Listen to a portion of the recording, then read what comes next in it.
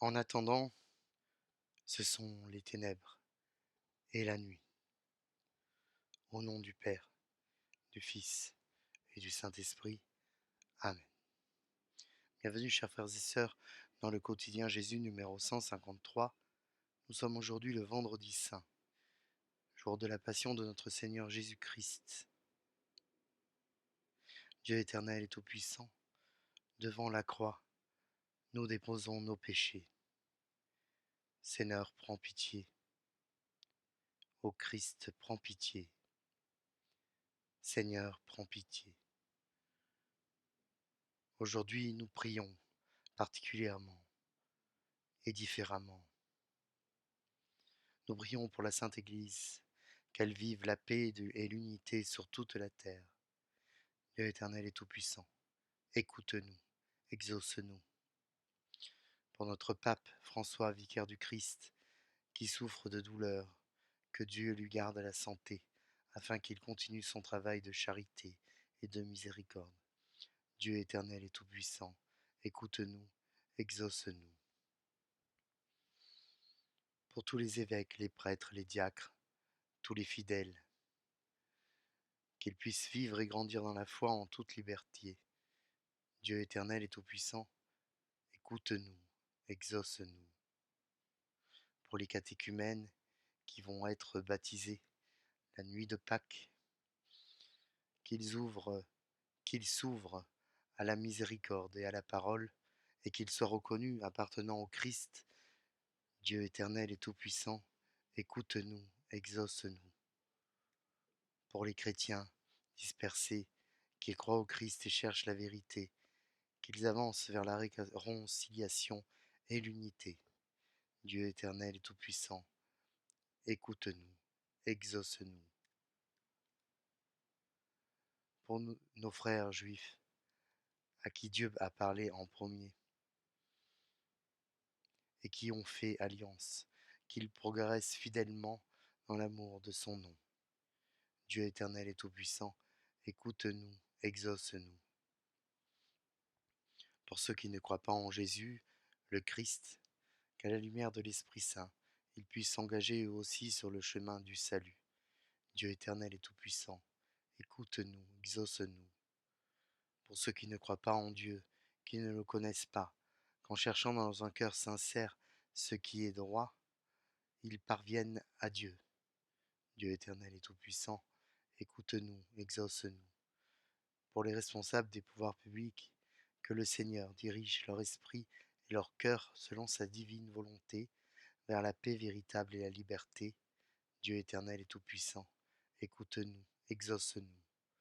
Pour ceux qui sont dans l'épreuve, que le monde soit purifié de ses erreurs, la maladie chassée, la famine repoussée, les chaînes brisées, les voyageurs protégés, les exilés de retour chez eux, que la force soit donnée aux malades et le salut aux mourants. Dieu éternel et tout-puissant, écoute-nous, exauce-nous.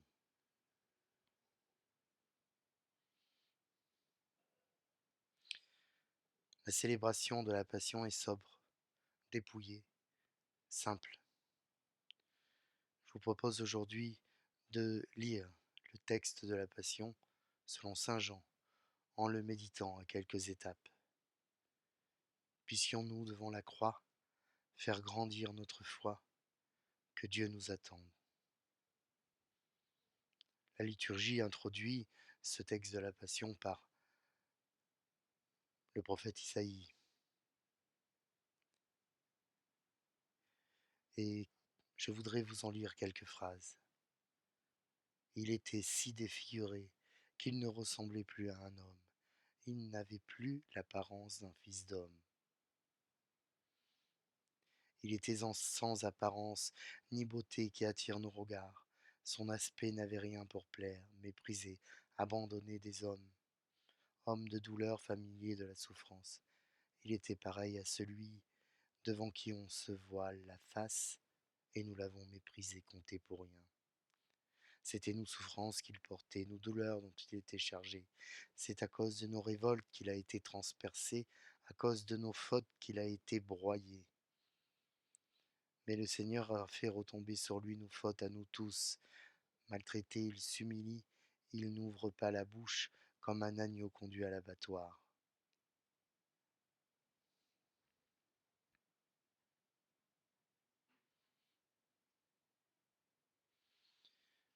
Passion de notre Seigneur Jésus-Christ selon saint Jean. Jésus est livré. En ce temps-là, après le repas, Jésus sortit avec ses disciples et traversa le torrent du Cédron. Il y avait là un jardin, dans lequel il entra avec ses disciples. Judas, qui le livrait, connaissait l'endroit lui aussi, car Jésus et ses disciples s'y étaient souvent réunis. Judas, avec un détachement de soldats, ainsi que des gardes envoyés par les grands prêtres et les pharisiens, arrive à cet endroit. Ils avaient des lanternes, des torches et des armes. Alors Jésus, sachant que tout allait lui arriver, s'avança et leur dit : « Qui cherchez-vous ? » Ils répondirent : « Jésus, le Nazaréen. » Il leur dit : « C'est moi, je le suis. » Judas, qui le livrait, se tenait avec eux. Quand Jésus leur répondit : « C'est moi, je le suis », ils reculèrent et tombèrent à terre. Il leur demanda à nouveau : « Qui cherchez-vous ? » Ils répondirent : « Jésus, le Nazaréen. » Jésus répondit : « Je vous l'ai dit, c'est moi, je le suis. Si c'est bien moi que vous cherchez, cela, laissez-les partir. » Alors s'accomplissait la parole qu'il avait dite : « Je n'ai perdu aucun de ceux que tu m'as donnés. » Or, Simon-Pierre avait une épée. Il la tira, frappa le serviteur du grand prêtre et lui coupa l'oreille droite. Le nom de ce serviteur était Malchus. Jésus dit à Pierre : « Remets ton épée au fourreau. La coupe que m'a donnée le Père, vais-je refuser de la boire ? Tu es seul. Tu n'as aucune arme, aucun bataillon de soldats. Tu es seul. Et Judas vient te livrer. Il fait son forfait. Il acte son alliance avec les ténèbres, car en livrant le Fils de l'homme, en livrant le Fils de Dieu, il a commis la pire iniquité, un blasphème en chair et en os, dans ta chair et tes os. Mais tu restes droit et digne. C'est toi qui demandes qui il cherche. C'est toi qui assumes ton incarnation, ton nom, ton accomplissement, celui des Écritures. Et alors, voici, comme une bombe, comme un souffle évangélique, comme si on avait tapé si fort sur la terre qu'elle se serait mise à se soulever, si bien qu'ils reculent sans le vouloir et tombent à terre. Ils ne le savent pas, mais ils sont devant Dieu, à genoux, face contre terre. Et au cas où ils n'auraient pas compris, tu répètes la question et tu réitères ta réponse en libérant les disciples. Toi seul, toi le seul. Et lorsque Pierre sort son couteau, lorsque Pierre coupe l'oreille du soldat, tu l'arrêtes et tu guéris le soldat.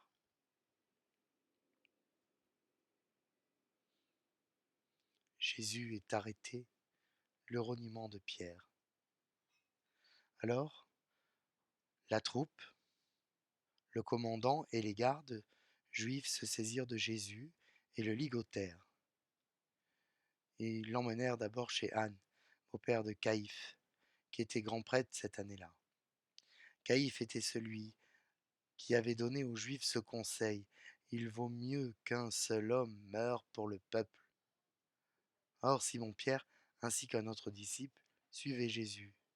Comme ce disciple était connu du grand prêtre, il entra avec Jésus dans le palais du grand prêtre. Pierre se tenait près de la porte, dehors. Alors l'autre disciple, celui qui était connu du grand prêtre, sortit, dit un mot à la servante qui gardait la porte et fit entrer Pierre.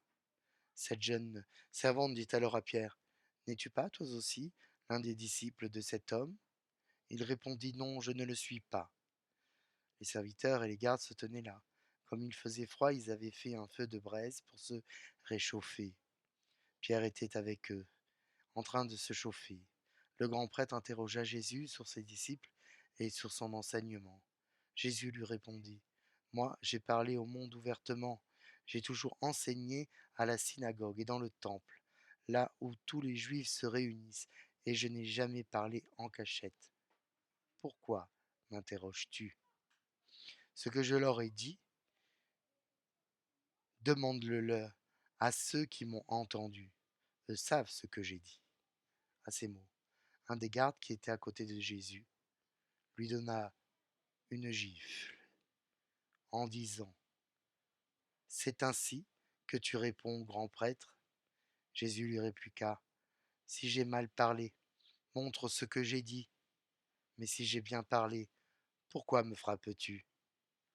Anne l'envoya toujours ligoter au grand prêtre Caïphe.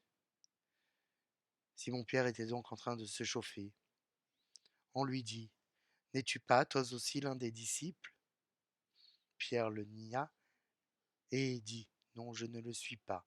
Un des serviteurs du grand prêtre, parent de celui à qui Pierre avait coupé l'oreille, insista. Est-ce que moi je ne t'ai pas vu dans le jardin avec lui? Encore une fois, Pierre le nia, et aussitôt un coq chanta. Tu ne manifestes aucune résistance. Personne ne prend ton corps. C'est toi qui le donnes. Pourtant, on te ligote, on te bouscule, sur le chemin on te frappe, on t'insulte.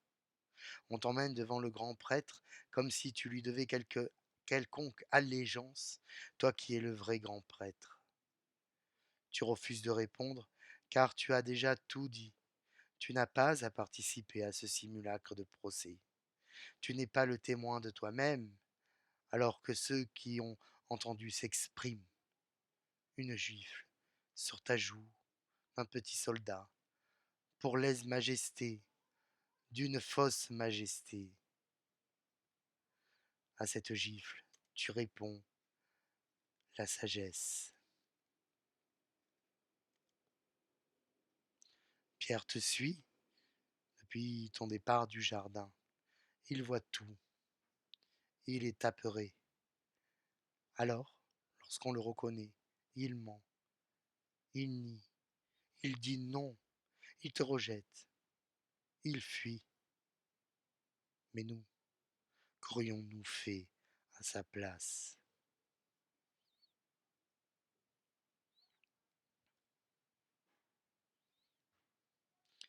Jésus est présenté à Pilate.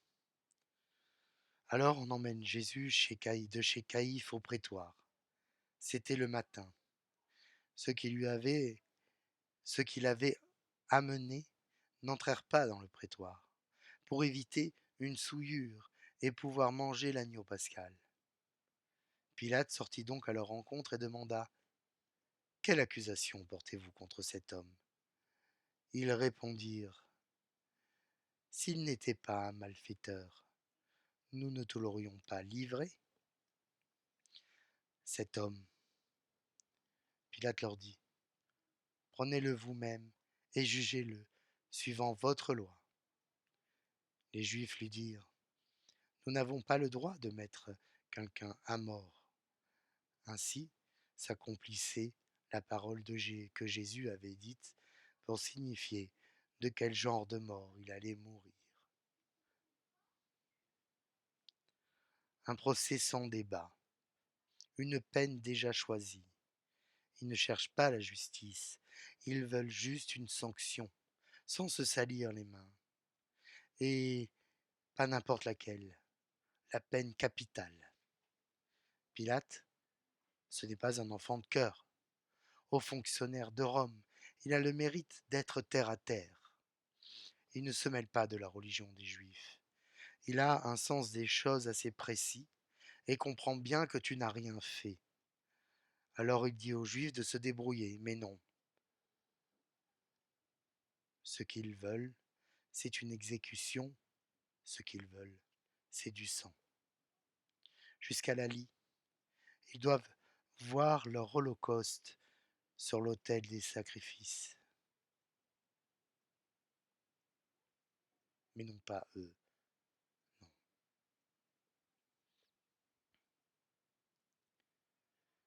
Pilate questionne Jésus. Alors Pilate rentra dans le prétoire. Il appela Jésus et lui dit: Es-tu le roi des Juifs? Jésus lui demanda: Dis-tu cela de toi-même, ou bien d'autres qui te l'ont dit à mon sujet? Pilate répondit: Est-ce que je suis juif, moi? Ta nation et les grands prêtres t'ont livré à moi. Qu'as-tu donc fait? Jésus déclara: Ma royauté n'est pas de ce monde. Si ma royauté était de ce monde, j'aurais des gardes qui se seraient battus pour que je ne sois pas livré aux Juifs. En fait, ma royauté n'est pas d'ici. Pilate lui dit: Alors tu es roi? Jésus répondit: C'est toi-même qui dis que je suis roi. Moi, je suis né, je suis venu dans le monde pour ceci, rendre témoignage à la vérité. Quiconque appartient à la vérité écoute ma voix. Jésus lui dit: Qu'est-ce que la vérité? Non, Pilate n'est pas juif. Comment peut-il comprendre tout cela? Pilate est un Romain. Pilate en reste aux faits. Cette discussion sur ta royauté montre le fossé entre toi et le peuple, entre toi et Pilate. Es-tu roi? As-tu un quelconque pouvoir ici? Ta réponse est celle de ton rang, celle du Fils de Dieu. Non, ta royauté n'est pas de ce monde. Ta royauté, c'est ta vérité, la vérité en action. Mais la vérité semble étrangère à Pilate. Qu'est-ce que la vérité? Pilate, face à la foule qui demande la condamnation de Jésus, et libère Barabbas. Ayant dit cela, il sortit de nouveau à la rencontre des Juifs et leur déclara: Moi, je ne trouve en lui aucun motif de condamnation. Mais chez vous, c'est la coutume que je vous rachète quelqu'un pour la Pâque. Voulez-vous que je vous rachète, que je vous relâche le roi des Juifs?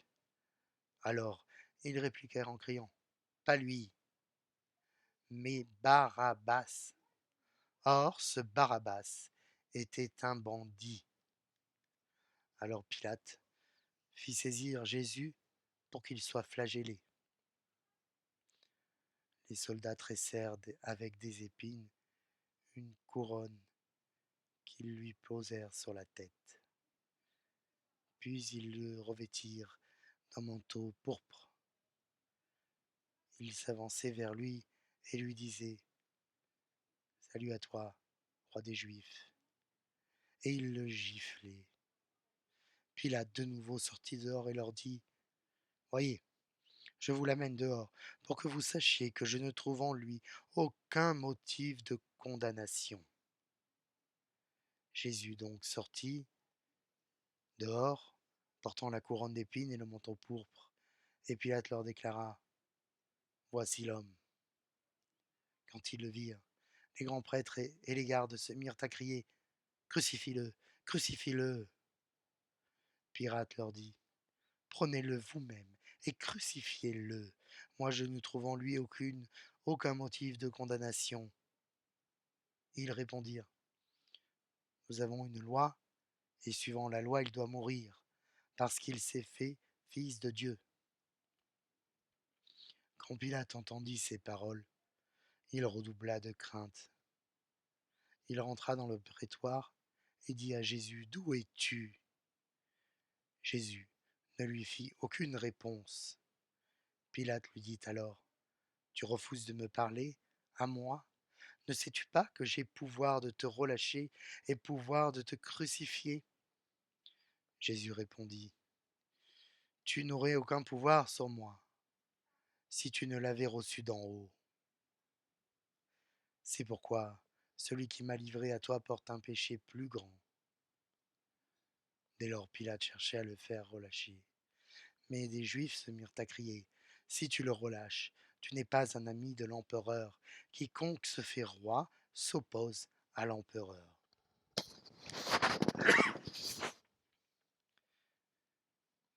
Pilate ne se sort pas de cette histoire.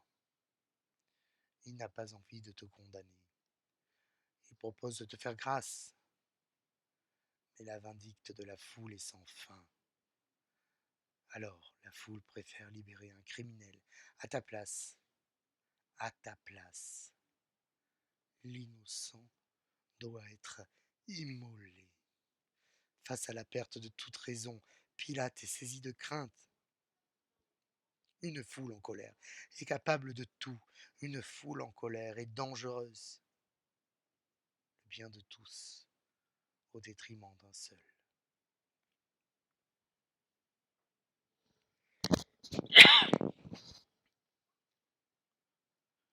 Le chemin de croix. En entendant ces paroles, Pilate amena Jésus au dehors. Il le fit asseoir sur une estrade au lieu dit le dallage, en hébreu Gabbatha. C'était le jour de la préparation de la Pâque, vers la 6e heure, environ midi. Pilate dit aux Juifs: Voici votre roi. Alors ils crièrent: À mort, à mort, crucifie-le. Pilate leur dit: Vais-je crucifier votre roi?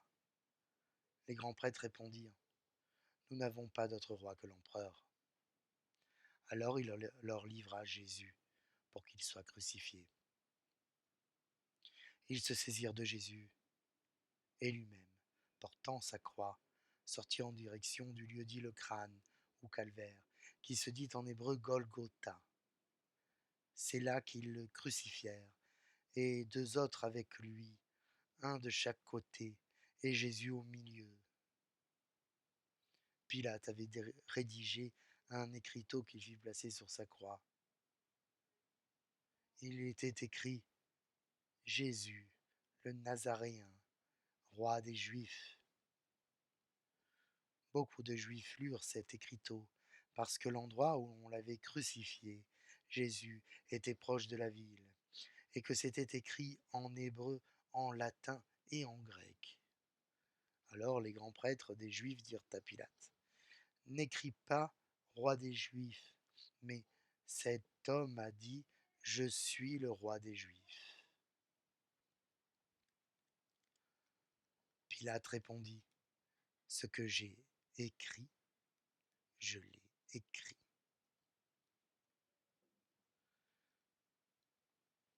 Malgré un dernier essai où il te présente comme roi, Pilate échoue encore. Il devient lâche. Il n'écoute pas son intime conviction et cède à sa peur, cède à la pression de la masse. Néanmoins, il fait écrire cet écriteau: Jésus, roi des Juifs. Ironique ou vraie conviction? Lorsque les Juifs lui demandent de le modifier pour éliminer l'idée que tu puisses être le roi, Seigneur, roi des Juifs, Pilate ne cède rien, n'enlève aucun iota. Le peuple est en train de tuer son roi, non pas le roi des Juifs, mais le roi de l'univers. Jésus sur la croix donne sa mère. Quand les soldats eurent crucifié Jésus, ils prirent ses habits, ils en firent 4 parts, une pour chaque soldat.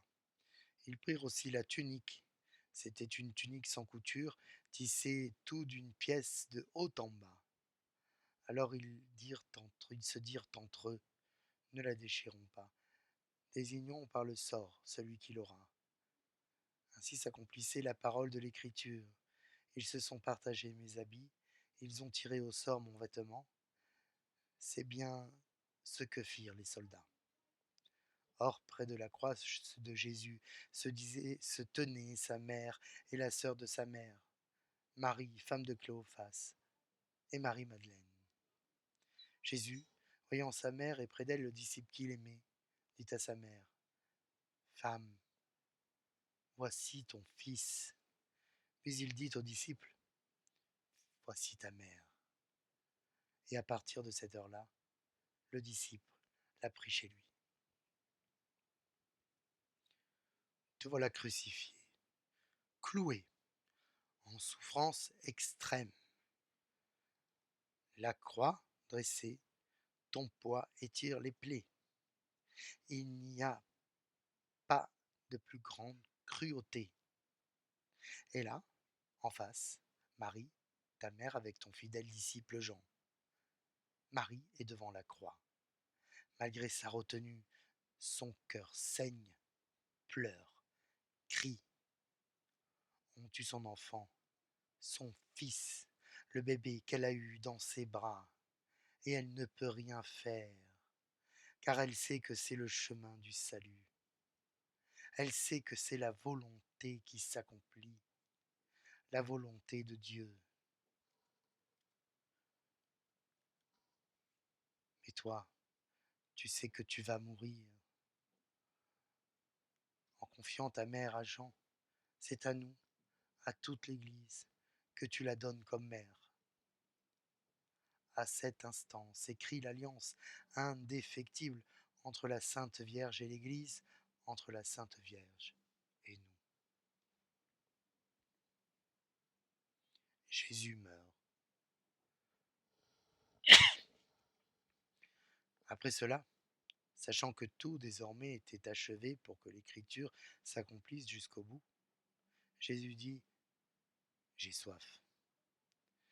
Il y avait là, il y avait là un récipient plein d'une boisson vinaigrée. On fixa donc une éponge remplie de ce vinaigre à une blanche d'hysope et on l'approcha de sa bouche. Quand il eut pris le vinaigre, Jésus dit, tout est accompli. Puis, inclinant la tête, il remit l'esprit.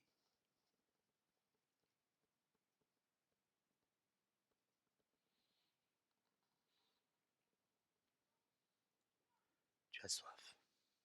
Tout est accompli. Tu as tout vécu. Tout ce qui était nécessaire à ton incarnation. Il est désormais inutile de rester plus longtemps, car tu dois te retourner d'où tu viens. Alors, tu le choisis, et parce que tu y consens, tu meurs. Nous entrons dans les ténèbres.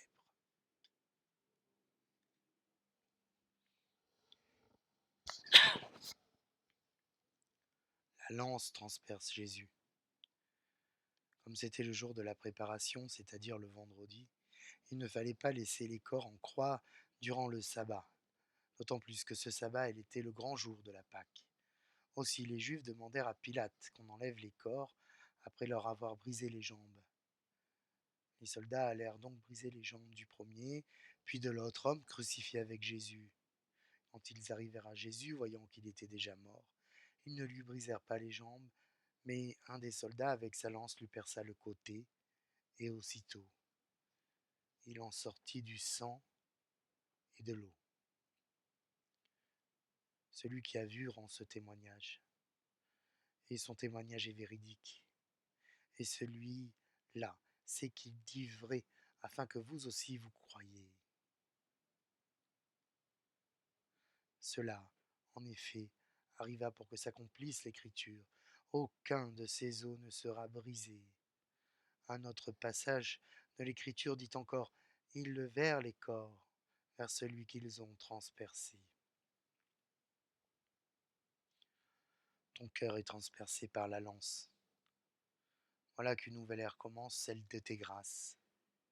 Ton cœur est transpercé. Il donne ce sang du sacrifice et cette eau pure de la divinité, du sang et de l'eau, comme la source, une source où s'abreuver, une source où trouver ce qui nous est nécessaire, essentiel. Ton cœur transpercé arrose le monde, comme pour le purifier de l'offense qu'il vient de commettre.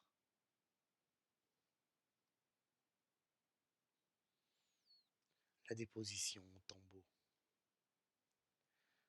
Après cela, Joseph d'Arimathie, qui était disciple de Jésus, mais en secret par crainte des Juifs, demanda à Pilate de pouvoir enlever le corps de Jésus, et Pilate le permit.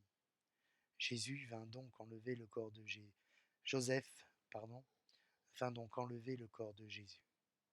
Nicodème, celui qui au début était venu trouver Jésus pendant la nuit, vint lui aussi.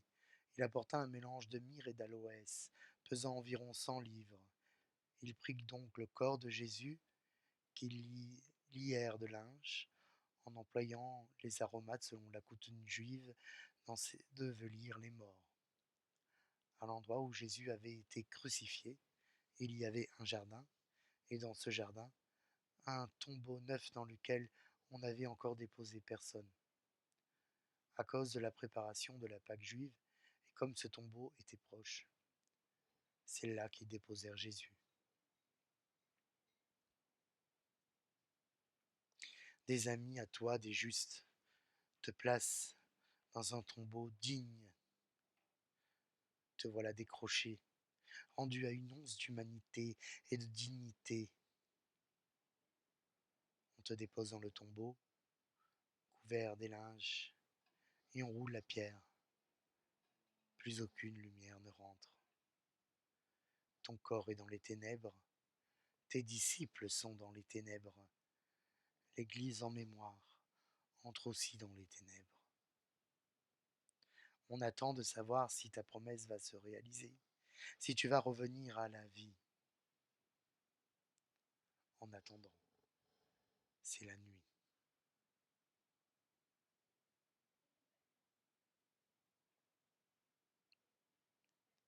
Prions. Regarde Seigneur, nous t'en prions, la famille qui t'appartient. C'est pour elle que Jésus, le Christ notre Seigneur, ne refusa pas d'être livré aux mains des méchants ni de subir le supplice de la croix. Lui qui vit et règne avec toi et le Saint-Esprit, maintenant et pour les siècles des siècles. Amen. Que le Seigneur nous aide à traverser cette douloureuse passion, qu'il nous aide à tenir bon jusqu'à Pâques, lui qui est Père, Fils, Saint-Esprit.